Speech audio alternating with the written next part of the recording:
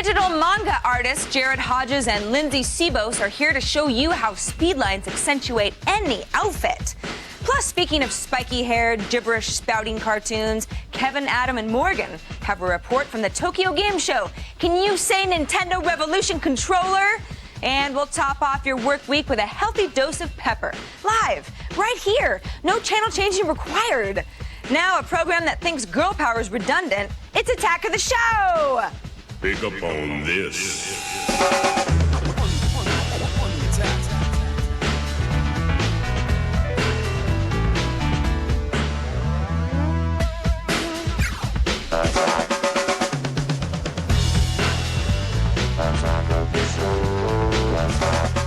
Hey everybody, welcome to the show. It's Friday. I like to call it Margarita Friday, Tina. Yeah, is it? I'm feeling you, sister. Yeah. Are you a fan of the margarita on a Friday I'm actually at 5 allergic p.m.? to tequila. Shut But up. it's a Jack and Coke Friday for me, you know All what right. I'm saying? Hey, whatever works. Hey, that works Whatever plenty. goes down smoothly. Make it a devil, you know what I'm saying? Yeah. So, Tina, you're back. You're back Yes. in the driver's seat. You Thank guys you. can't seem to agree. Well, you know, we just kind of want to Laura, separate Tina, this Laura, week. Tina, All right. fighting. Yeah, well, I've got the guns, you know what Well, I'm saying? She's got the tattoos. I but- won't argue with that. And, yeah, but, you know, I want to say thank you for having us. We've had a great time. Absolutely. And Laura is actually here with Brendan. Oh, that's right. No, I thought I'd let Tina do the standing today. Take it, Laura. I bared the weight all week long. I figured I'd just take it easy and true. keep I back mean, well, today. you don't want her to hang be out jealous. with Brendan. Yeah. Speaking of Brendan. Brendan, what you got there? I'm doing my Devo Yeah. impersonation. Do you dance too? No. You sing? No? Just the glasses, huh? Yeah. I actually All right. brought mine. All right. He just looks good, pretty much. Where's everybody getting these glasses? We have a big 3D segment coming up in today's show. Oh, Part of the show, which will be broadcast in 3D. So kids, get in your closet and ask got your 3D parents what glasses, these are. Dig and out then the go- blues and the reds. Right. If Good you've look. got 3D glasses, you'll need them later in the show. That's true. I And, think that's I've got the mine, message and we're it's trying to. fine. Also, later in the show, we're going to have a Tokyo Game Show report. Kevin, Adam, and Morgan, they're at the show. They're going to talk to us, show you the Revolution controller, some exciting new games. I know I'm excited about the Revolution controller. Brendan? Tina? That's very exciting. I can't wait. I'm curious to see how it's going to work. I want to see the whole report Can't take on you it. seriously with those glasses on. Thank Yeah. you. You know, I'm kind of, there's like, it's so cool though. You look really good, You like actually. that? Yeah, Thanks, I it's really appreciate working that. for you, that kind of that boxy glasses kind of thing. I It's very appreciate hip. that. Very You know, hip. I do want to say to you, I want to say I think you do a heck of a job on this show. I really have a lot more respect for you now that I've done an hour live daily with you every week. Thanks, Tina. You like have that? you, You want have you ever something, seen, have you or- ever seen the show? Have you ever watched the show? I'm filled with compliments this Friday. All right, everybody. Let's get down to business, shall we? There's a whole hour of quality television to produce here. Let's start off with something that I hold dear to my heart. What do you hold dear to your heart? Snowflakes. Okay, snowflakes. Snowflakes, Tina. At snowcrystals.com, there's a large variety of, these are actual snowflakes. Now you're saying those don't look like snowflakes, but they are. They're too perfect to be snowflakes. High res, very close-up images. Here, I'll even get closer up. That is an actual snowflake photographed in Wisconsin.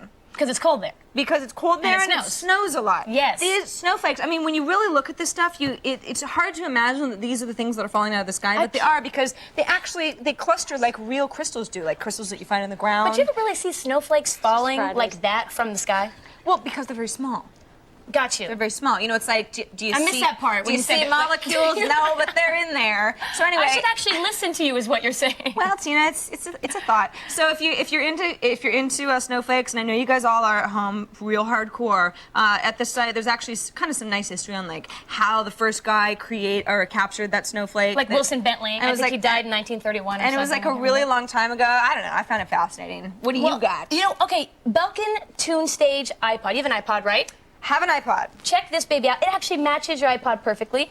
Well, This- but what does it do? It Tina? plugs into your home stereo for your speakers, and it becomes sort of like an iPod remote. And how's the iPod talking to this Belkin? Well, it's wireless Bluetooth technology. You got about interesting. 33 feet Okay. of range in your house. It can go through ceilings, it can go through walls, it can go through lots of people, whatever and you for want. most of us, 30 feet is fine. It's pretty You know, good. I mean, So- how far away are you going to be? Yeah, exactly. So it's actually kind of like remote control. You can sort of change the tune. So say, I don't know, say you got a young man over, you guys are sort of hanging out in your How young is bedroom. he? Well, you know, like say like 19 and a half. Cool. And you know, you got Motley Crue jamming or some Metallica and you want to slow things down a bit, you got your iPod tucked under your pillow and you go... Little Rick James, A maybe? little Rick James, A little Brendan's super freak. feeling it. A little super freak. A little, it's getting hot in here, let's take the clothes off, you know what I'm saying? Ludicrous. You keep this That's under your what I pillow, use. and you switch it, no wires. How fantastic is that? Yeah, and the nice thing about it is that I just purchased the Airport Express, which is sort of a router, and you use it through iTunes. Yes. Which seemed like a great idea at the time. But the problem is that I can't have to go to my computer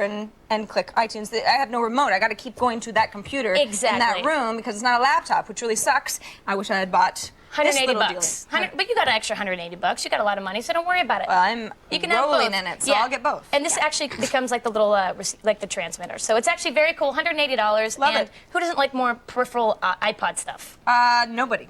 Nobody does. It's my life. Okay. Finally, Tina and Laura, I spend a lot of time trying to impress you guys. Because you're kind of cool. You're like the cool girls in town. And I feel sometimes like I'm lacking in the gaming department. A little bit. You know, I mean, I know I'm a pretty hardcore gamer, but you guys seem to be like a step ahead of me. A little bit. So I figured I'd try to, warm you guys up a little bit with a really cool game that you might not know about. So. This is called Ant Kendo, and what it is it's pretty high tech, graphically high tech little fighting game. These are ants and they're sticks, and there's a lot of stuff going on here, and it seems really hard. Like you click up high, and it's like you're attacking, and then there's some things where you're blocking. So very violent, a first-person jabber. Violent. I mean, I think it really puts Street Fighter to shame. Yeah. Once you really get going here. Yeah, it's a lot better than this game that came out called Half-Life 2. I think we should recommend this over this. I think was in development for about 7.5 years. Why are they ants? Yeah, that's they're the Indian beauty ants. of it. It's That's like the beauty. It's like nature and the circle of life. Well, Sarah, you know, you the survival of the fittest. Why are they wearing pants? You know what? But fun flash games. Well, they're highly evolved. Okay, now Shut up, Brennan. Fun Flash. Because nobody else listens on the show. Fun Flash Games is actually a really cool site where if you want to get cool, cheap, free animated games, you can actually do that. So you've heard of this? I have heard of it, but you did. It was a great try. All right, well, let's just want you to like slow it down and don't make me have to shackle you to your couch because we've got a manga boot camp on the way. Woo. But being manga or manga, however you want to pronounce it, even the boot camp is absolutely adorable. But next, we'll have the first look at the Nintendo Revolution Controller direct from the Tokyo Game Show. I can't wait to show you this, baby. Attack of the show, baby. Attack. This week's Tokyo Game Show has been one of the biggest ever. Virtual launching pad for next-gen gaming. We've had Xbox 360 announcements, PS3 announcements, even the first glimpse of the very mysterious Nintendo Revolution controller. Now, Kevin Pereira, along with Adam Sessler and Morgan Webb, was lucky enough to see it all firsthand.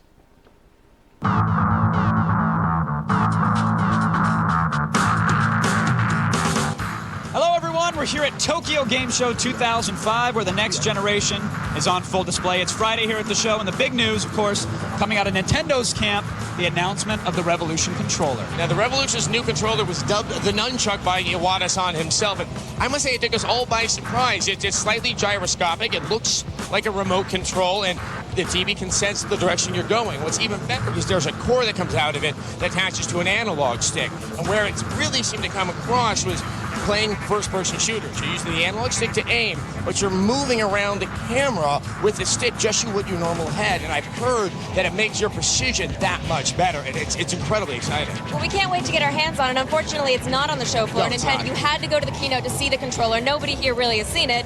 So, but it's just a good thing that Nintendo really did come out with something revolutionary and something different, as opposed to, like, it's a slightly modified Wavebird and it's in white. And I was waiting for like a touchscene with tentacles, but I'll take it. I was ready for a sphere. But I think one of the things, I think a lot of people out there have only seen the pictures of it and are going, well, what? I don't understand this. But it's quite impressive once you see the video of people actually using it. It's like the DS. It suddenly clicks and you're like, wow.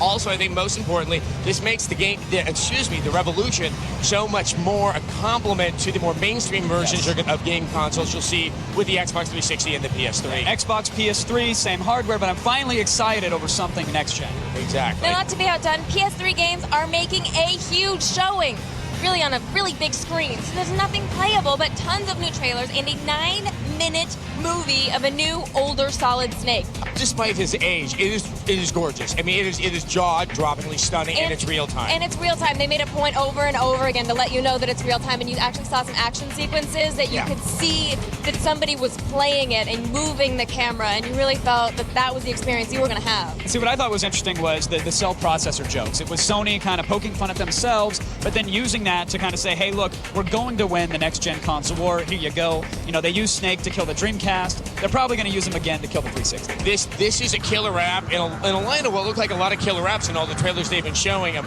I think the other thing is with all the the legitimate skepticism with stuff like Killzone and the mud racing game, while those still may not have been real, after seeing MGS4, the potential is very clear that they can look like that. It's very exciting. There were some other interesting ones. There was Project Assassins from Ubisoft. It was and a very the maker short of Prince of trailer. Persia, And the maker of Prince of Persia, Let's not which is forget great. Lair, Flying Dragons. Everybody loves Flying Dragons, and the Flying Dragons were McCaffrey loves them. gorgeous. And they also started with a message saying everything was rendered in real time. This is all real-time footage, which makes everyone very excited.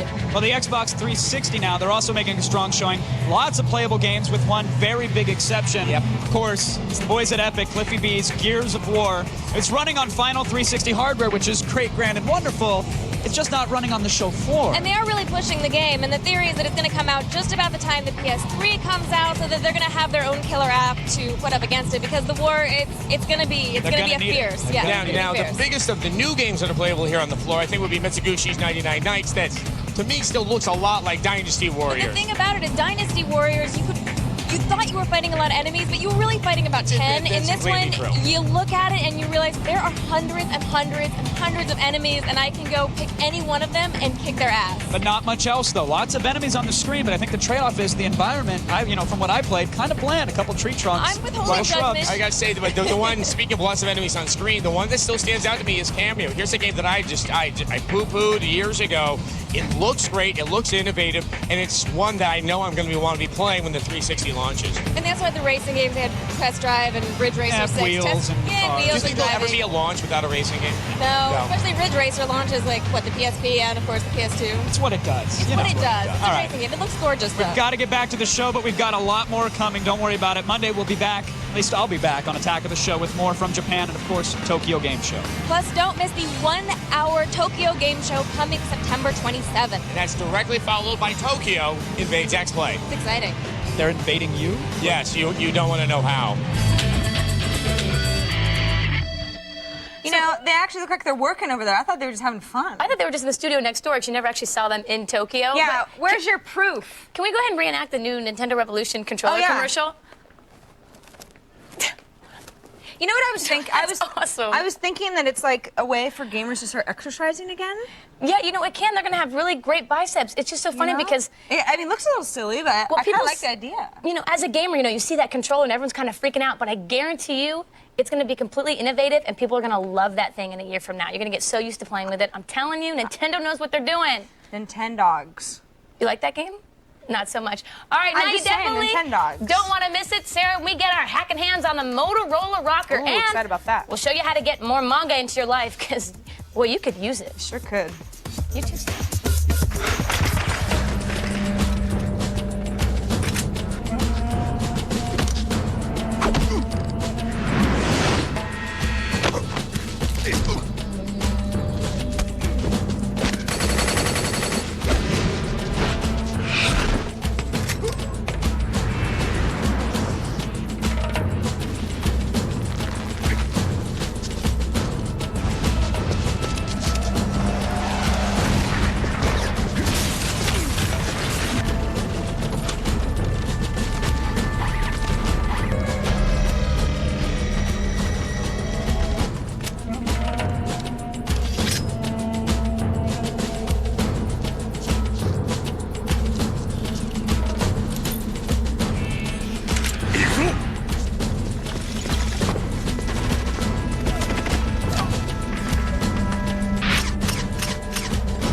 Metal Gear Solid 4.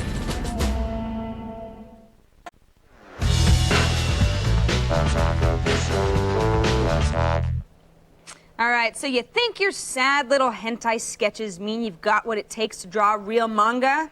Well, Jared Hodges and Lindsay Sebos are here to help you achieve your dreams with their book, Digital Manga Workshop. Hello, guys. Hello. Hey. Welcome to the show. Thanks for being here. Thanks for having us. Let's start a little bit with manga itself. How hard is this field to break into?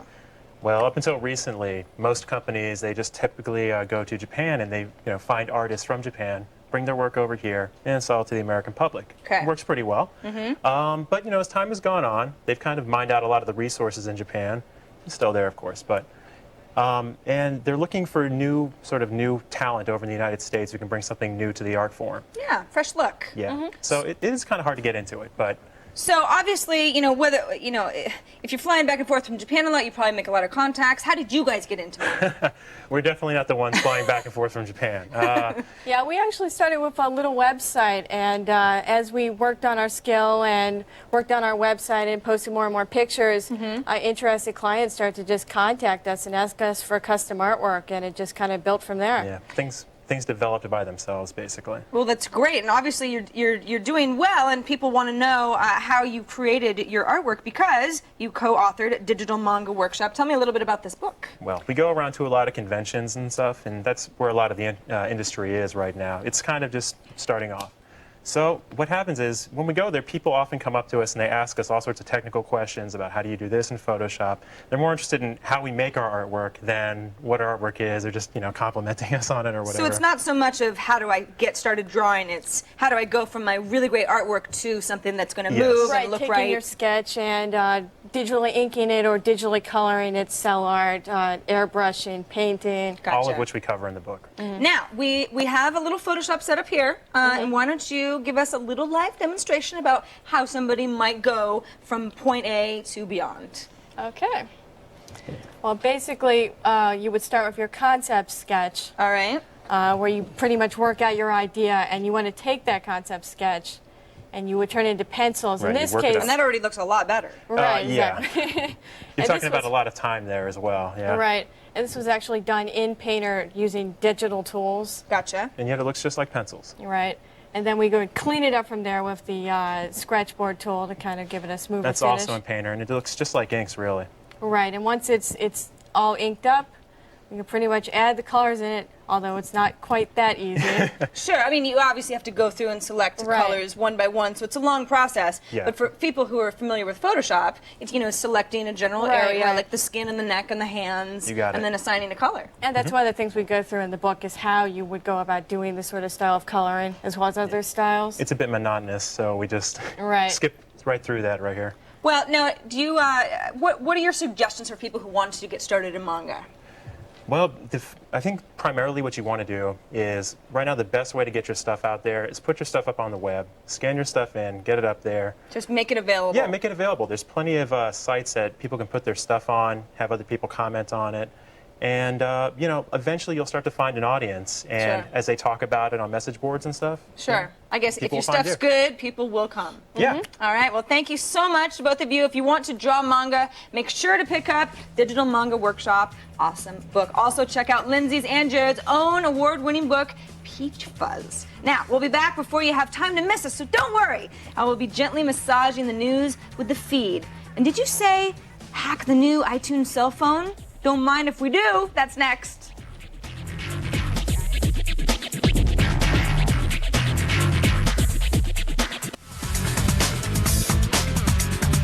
Welcome back. Look around. We hardly changed a thing. Still on the way, we've got blood-curdling cuteness with the Happy Tree Friends. Plus, Brendan gets to play his little spy games and a performance by today's Boost Mobile live music band, Pepper. Now, when we found out the Motorola Rocker phone only stored 100 songs, well, we smelled a challenge, which, by the way, smells like burnt cinnamon, just a fun little fact for you at home. So we got our very own Scott Michella here to give us the details. Hi, Scott. Hi, how you doing? So what's the deal with this phone? This is the Rocker. It's Motorola's new phone. It has iTunes functionality, iTunes-like functionality. It lets you play AAC encoded audio files, basically. But it's got the iTunes interface, and you can navigate with this little thing. It doesn't have a click wheel.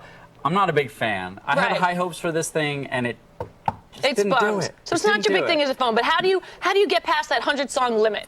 We cheat. We take We cheat, did you say? Yeah, you cheat a little My bit. favorite thing to do. It's the cheapest dirty hack you've ever seen. Ooh. You take a bunch of MP3s Getting all and turned on. you just stick them in a one MP3 file. I was just thinking that would be the best way to do it. Okay. And if you set chapter stops, I thought you could skip around through all your songs. Problem is, this thing doesn't support chapter stops. And we can't cheat that. No, so you're gonna have to like fast forward and rewind through the songs, but you can still load it with way more than 100 songs if you do this. Now the problem is, it's a big hassle to have to copy and paste hundreds of songs into one file. So I made a workflow Well, aren't you on the my best? Mac. Show us how that works. For our viewers, so hopefully they'll get some use out of it. This is it. This is the workflow. This is Automator inside of OS 10. Okay. And you'll see this is all the steps that it goes through, and there's even some Apple script in here. It's a little ugly, but what you come out with once you run it, you'll get some dialogues, and we'll put this on the site so people can download it and do it themselves. Good. So it Helping asks people you cheat. for the first file, then you throw the next files in, and what it does, it loads them all into iTunes, and it's going to just copy them all back. So you'll see it. It'll just do it real quick. So you can put as many songs as you want into one file. Exactly. So here's what the result is in iTunes. This is a Beastie Boys album that I put all into one song. Good one choice, album. Scott. Yeah. Good choice. And this is Paul's Boutique, and it's got all the songs. Here's one that we can actually play for you, and it's one of our copyright-free music track things. But right. Here's it's just go track to track, and it'll start the song at the beginning. Well, that's great. Now, it doesn't look like it's all that useful because, again, no chapter stops on this thing. But what I think it would be great for is audiobooks. Places like the Gutenberg Project have audiobooks that you can download. Oh, here they are. Okay. But every chapter is a separate file. Right. What a pain. What a pain. Just use this. It puts it all into one file, and you've got your chapter stops. It's great. If you were shuffling around, you might land on a chapter stop. That would ruin your workout. Yeah, totally. That would be bad. Totally. And concert MP3s and podcasting. I think it'd be a really good thing to Well, that's do if you're into awesome. podcasting. So. Thanks for figuring that out for A lot us, of fun. Scott. Love it when we beat the system, don't you guys? All right, everybody, you can get the links to download this little script for your Mac in our show notes at attackoftheshow.com. Now, some news fired at your head at 100 miles per hour. We call it the feed.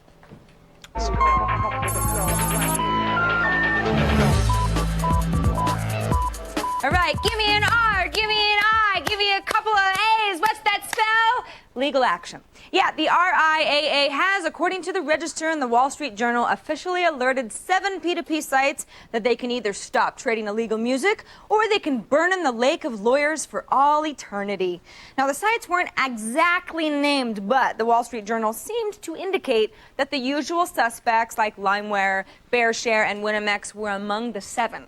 This follows on the heels of another bit of legal action, this one involving the 4 largest record companies, Universal Music, EMI, Warner Music, and Sony BMG, and the Chinese search engine Baidu.com.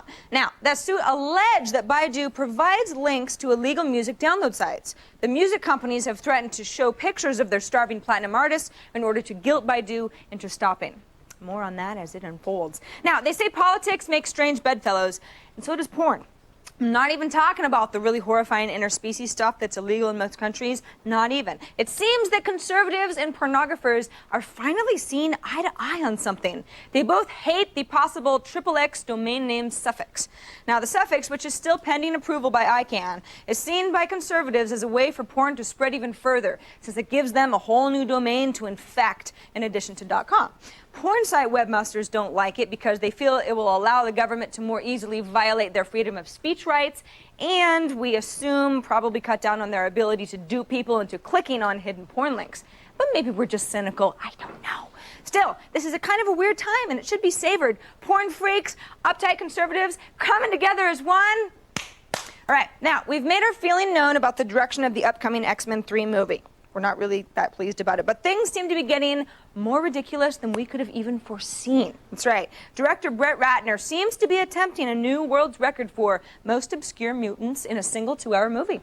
Already rumors abound of appearances by little-known mutant hooker Stacy X, the yawn-inducing X-Men footnote Dr. Cecilia Reyes, the Juggernaut Angel, and, if XMenFilms.net is to be believed, most recently Omega Red and Gauntlet. Now, if you don't know most of these characters, don't worry, because most X-Men fans are hard-pressed to remember them either. But that isn't stopping Ratner, no.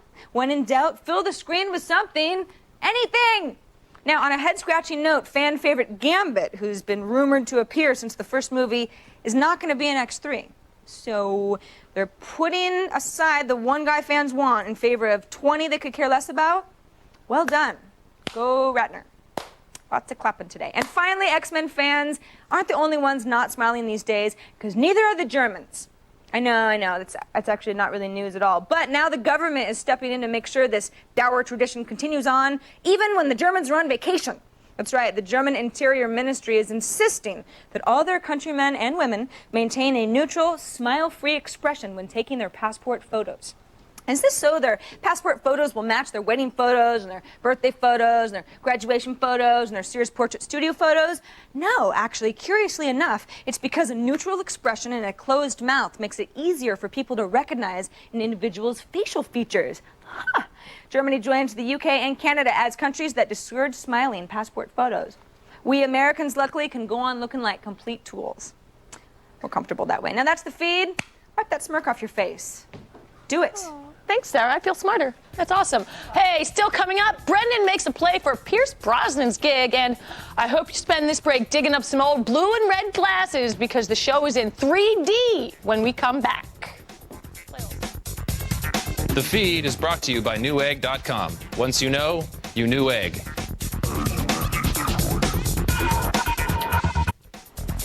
On the next attack of the show, we'll talk puppets and necrophilia with Corpse Bride co-director Mike Johnson. Plus, that light at the end of the game tunnel, it's creator Russell Carroll. And of course, some gems of the internet, unlike anything you've ever seen since last week. That'll be Attack of the Show when we next meet. Now, what's that? You say you've been wondering what will happen to Tokyo in the year 2012? Good news! Ray Zafon is on Barbed Wire Biscuit tonight at midnight Eastern, 9 Pacific. Zafon is your typical Tokyo gets attacked by aliens, guy finds giant robot kind of anime, so you pretty much know what to expect. But it's good, and you're pretty much guaranteed to like it, so please tune in. Now, with Robert Rodriguez churning out stuff like The Adventures of Shark Boy and Lava Girl, and even George Lucas and James Cameron talking about taking the extra-dimensional leap, 3D is a very hot topic right now. David Randolph emerges once again from his lab to show us how to do it ourselves. Welcome back, Dave. Thanks. All right, so you've built a 3D camera kit here. It looks fascinating. How'd you do it? Well, if you remember a couple weeks back, we actually took the CVS camera and hacked it, put a little USB port on it. Right. And I had a few extras, so we decided to make a 3D version out of it. Cool. Basically, I just put a bar on here, and if you mount the two lenses about 2.5 to 3 inches apart, which is ideal, you don't want to go any further than that. Okay. And why is it 2.5 to 3 inches? Is there a reason?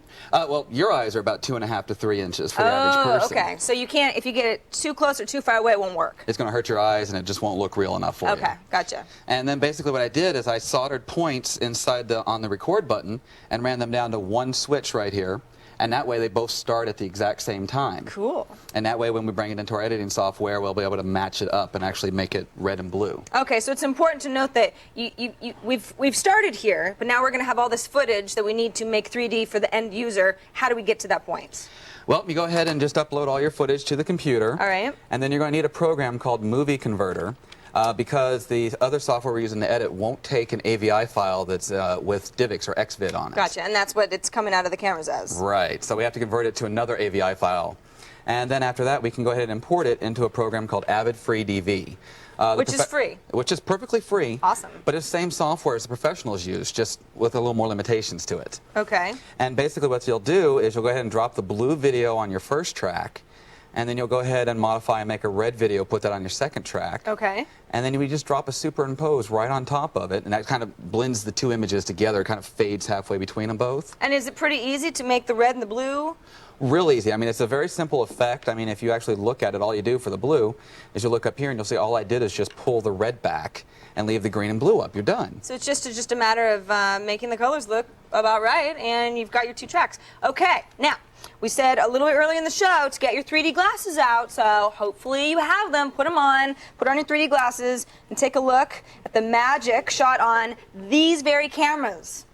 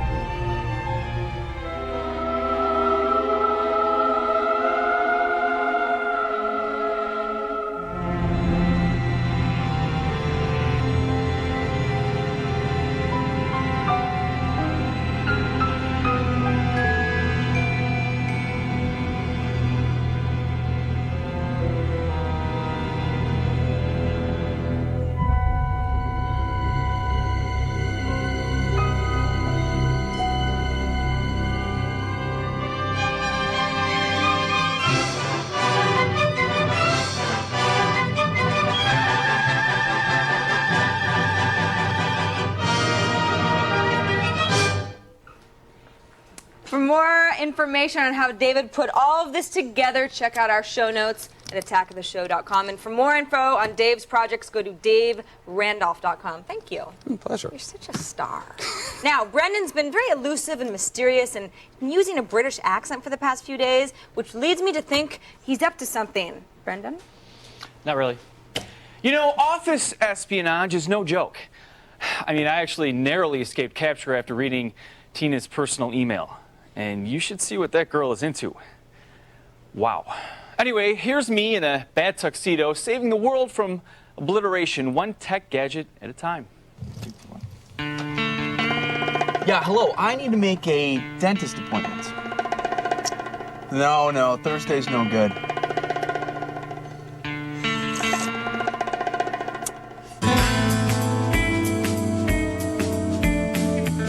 He's the man with the cool tech gadgets. He's 000.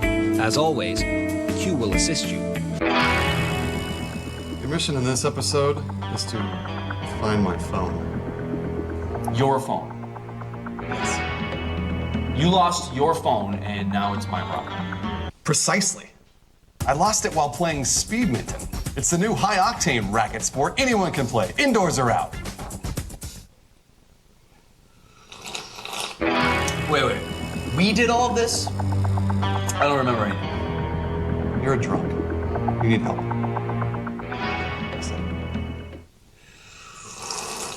That's right. It's kind of like badminton, but with more speed. Hence the name Speedminton. Perfect for the backyard and easy to play. It's quite a workout. Who won that game anyway? Yeah! Pumped!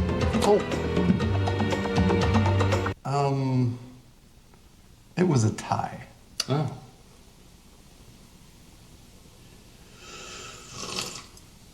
But back to the phone.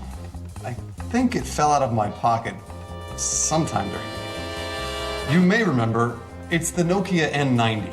It's a 2-megapixel digital camera with MPEG-4 video and MP3 AAC audio playback capabilities. I don't remember anything. We were making short films, what with its incredible video capturing ability, but it's a little bulky and very expensive at $900. None of this sounds remotely familiar.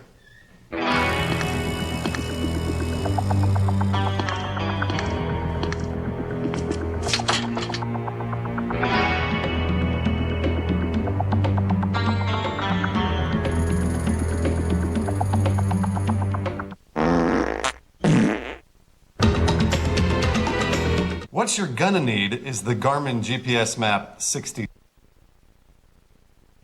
Back, you f***ing lie. Seek Wizard. They're metal detectors you wear on your feet. Why? So you can find the phone. The GPS Map 60C is a 2.6-inch, 256 color trans-reflective screen, and it's accurate down to 10 feet in North America.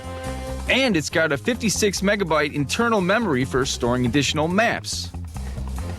Plus, it's really light, it's waterproof, and it's rugged. The Walk and Seek Wizards are metal detectors for your feet. How awesome are these? They're like the metal detectors you see old men using on the beach. But you know, you wear them on your feet. Oh, hey. Listen, I was totally just gonna call you. I had the phone in my other pocket the whole time. Speedminton? That guy who plays Q. The links are in our show notes if you really want to go see what the tech gadgets are all about, prices and all that.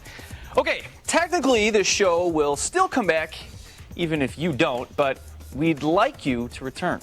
And so would the band Pepper. And you don't want to disappoint Pepper, now do you?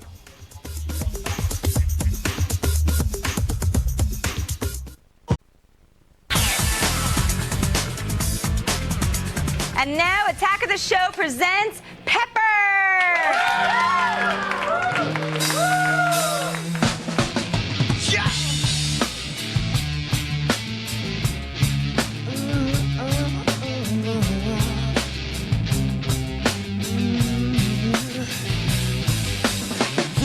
my guts with every sharp word. When you use that monster that's hiding underneath your tongue. My words they don't work on you.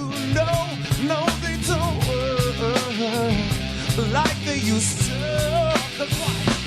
Cause it's been 7 weeks, oh, 7 weeks since I called you. But when I try, well, I just can't get through. And so far, the days have been so long. Nobody on the postcards. There's no memories to hang on. Break it down. Sleeping in my 6 o'clock shadow. These people judging people so shallow. And I call y'all up to see how you do it. To see if you won't send me your love right to the ceiling. I need your love, darling, this feeling. Oh my God, I said, mama, mama, mama, what am I gonna do?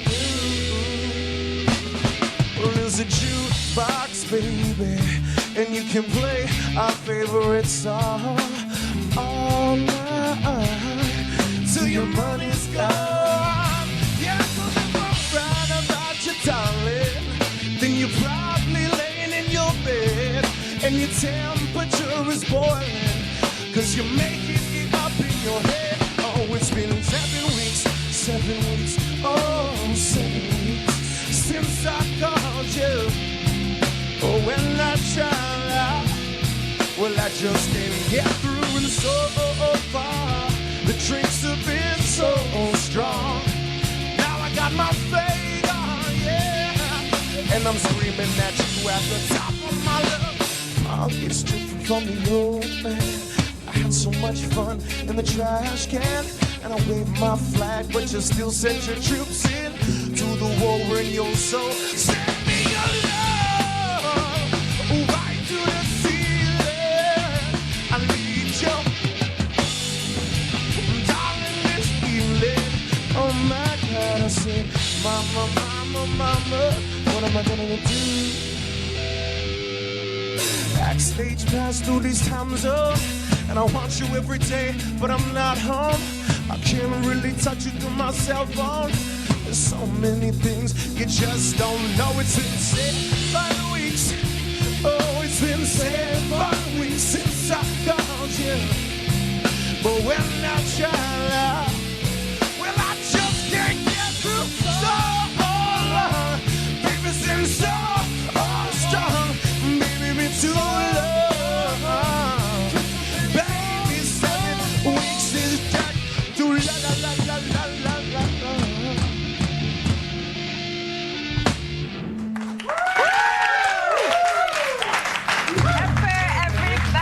Be sure to visit Pepper on the web at pepperlive.com and check out their latest album, In With the Old.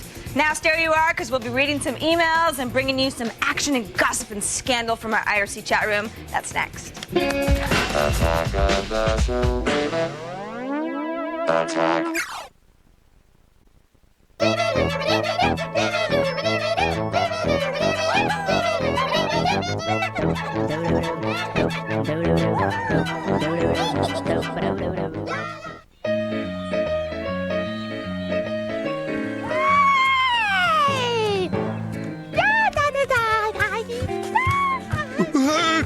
Yeah.